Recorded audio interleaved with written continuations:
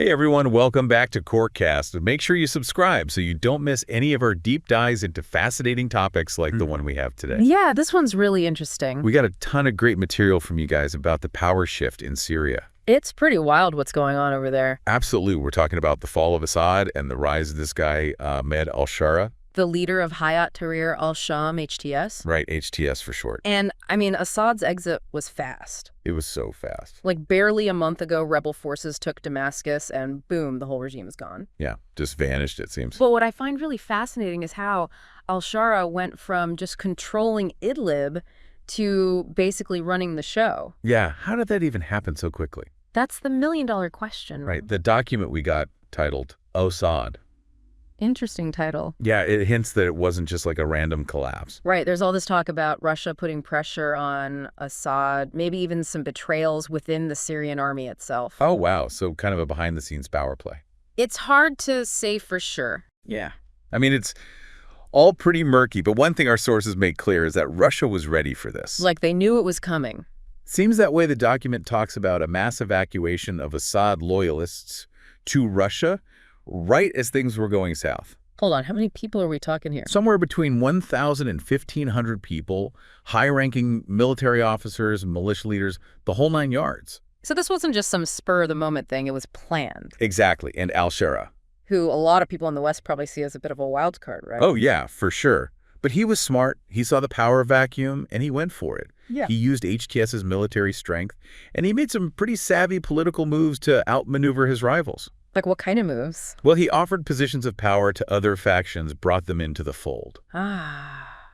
So he was strategic about it. Very much so. So a mix of force and alliances got him to the top. Basically. And now he's saying the revolution is over. But looking at this document, it definitely wasn't a peaceful transition. And holding on to that power in a country like Syria, that's got to be a whole other challenge. Huge challenge. What are the biggest things he's up against right now? Well, for starters, there's a ton of sectarian tension. That's been an issue in Syria for a long time. Yeah, and this whole upheaval has just made it worse. In what way? Minorities, particularly Alawites, they're living in fear. There's been violence. That's awful. This document paints a really grim picture. Kidnappings, murders, looting, even places of worship being destroyed. That's just horrible. And Al-Shara, he keeps talking about tolerance and unity. Right. He's trying to project this image of a leader who brings people together. But it sounds like the reality on the ground is very different. It is. And that disconnect really highlights the limits of al-Shara's power at this point. Okay, so where exactly is his power concentrated? Mostly in western Syria around Damascus. What about the rest of the country? The south and east, those are still contested areas. So he doesn't have complete control? No, not at all. We're seeing rebel factions openly defying him. Anyone in particular? Yeah. Ahmed al-Odo's group in Dara province, our sources say they might even be getting support from the UAE. Wow, so new alliances are forming, old rivalries are resurfacing. It's a very fluid situation. And then there's the whole power vacuum in Deir ez-Zor province, right? Right. ISIS could make a comeback there, which is a scary thought. Absolutely. So he's got external threats, and then on top of that, he's got critics within his own movement. That's right. What do you mean? His attempts to move away from a strict interpretation of Sharia law. He's trying to moderate his image a bit. Exactly, and that's causing friction with some of the hardliners in HTS and other radical groups. So they're not happy about it. Not at all. In fact, this document mentions Abu Muhammad al-Makisi. Who's that? He's a pretty influential jihadist ideologue, and he's publicly accused al-Shara of treason. Treason, that's a strong word. It shows you how deep these ideological divisions run. So Al-Shara is facing pressure from all sides, minorities who fear for their safety, rebel factions, challenging his authority, extremists within his own movement, questioning his commitment. And then on top of all that, he's got a devastated economy to deal with. Yeah, the economic crisis in Syria is absolutely dire. Over 70% of the population is living in poverty. That's just unbelievable. And rebuilding the country is going to take an estimated $400 billion. $400 billion? That's just mind-boggling. It is, and it raises serious questions about Syria's stability and al-Shara's ability to actually deliver on his promises of a better future. So we were talking about how bad the economy is in Syria and all the challenges al-Shara's government is facing. Yeah, it's a mess over there. 70% of Syrians are living in poverty. Can you imagine? It's hard to even fathom, and it just makes you think how urgent it is to fix things, not just for the Syrian people themselves, but for the whole region. I mean, a stable Syria is in everyone's best interest, right? Yeah, absolutely. And what's really interesting is how this economic crisis plays into al-Shara's whole strategy for staying in power and getting the world to recognize his government. Because he needs help. Right. He can't rebuild Syria on his own. He needs a ton of financial assistance, and that puts him in a really tricky spot. Because the West,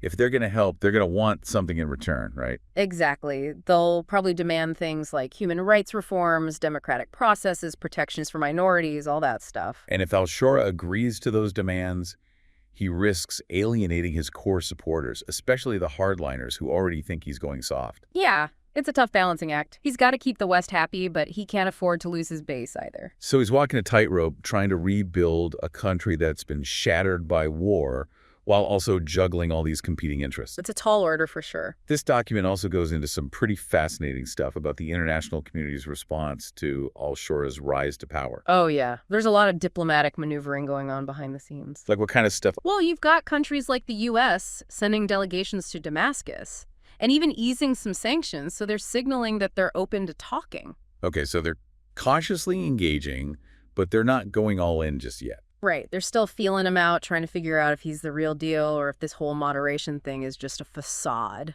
And then there's the whole question of what happens if Trump gets back in the White House. Mm. I mean, he's made it pretty clear he wants out of Syria. Yeah, and that could really throw a wrench in things. A U.S. withdrawal could create a huge power vacuum, and then who knows what would happen. You could see ISIS making a comeback. All those gains against them could be lost. And what about the Kurds? They've been such key allies in the fight against ISIS. They're in a really vulnerable position, especially if the U.S. pulls out. Because Turkey sees them as a threat, right? Exactly. Turkey sees the SDF, especially the YPG, as an extension of the PKK, which they consider a terrorist organization. And they've already launched military operations into northern Syria. If the U.S. isn't there to hold them back, who knows how far they might go. It's a really complicated situation. And in the middle of all this, you've got the Syrian people who are just trying to survive. They're the ones who are paying the price for all this political maneuvering and power struggle. They're facing violence. They're lacking basic necessities. Their lives have been completely upended. And one group that's feeling particularly vulnerable right now is the Alawites. We talked about the violence and persecution they've been experiencing since Assad fell. Right, and it seems like things are escalating, especially on the Syrian coast in Latakia province. This document describes a really tense atmosphere. Yeah. Killings, protests, even armed clashes. It sounds like a powder keg ready to explode. There's so much resentment and betrayal among the Alawites. They feel abandoned by the regime they supported for so long, and now they fear for their future under al-Shara.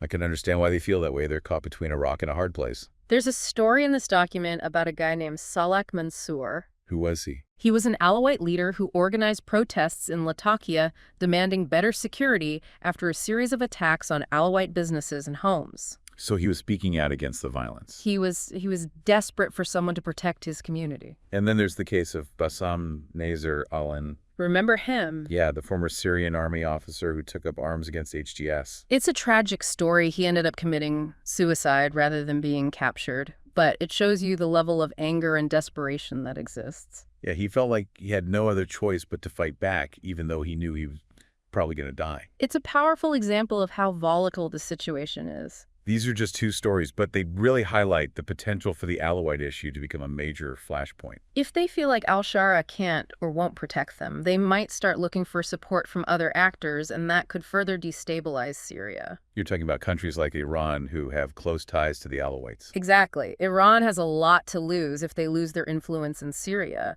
They could easily start supporting Alawite militias and create a whole new proxy war. And then you've got the UAE, who might be backing Ahmed al-Auda's rebel faction in the south.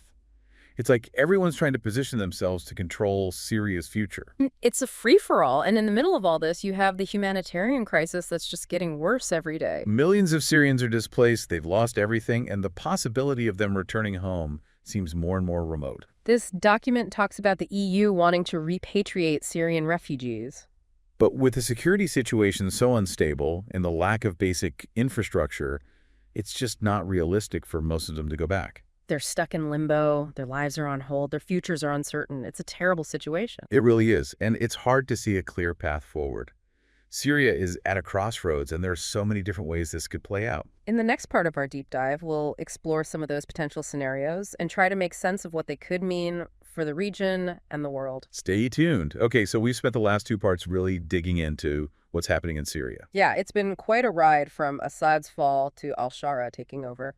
All the challenges he's facing, the violence, the economic crisis. It's a lot to process. And the thing is, even after all this analysis, it's still so unpredictable. Like we really don't know what's going to happen next. Exactly. There are so many factors at play, so many potential triggers that could change everything overnight. So let's try to game it out a little bit. Yeah. What are some possible scenarios here? Let's start with the optimistic one. What if al-Shara actually pulls it off? What if he manages to consolidate power, gain international recognition, and rebuild Syria?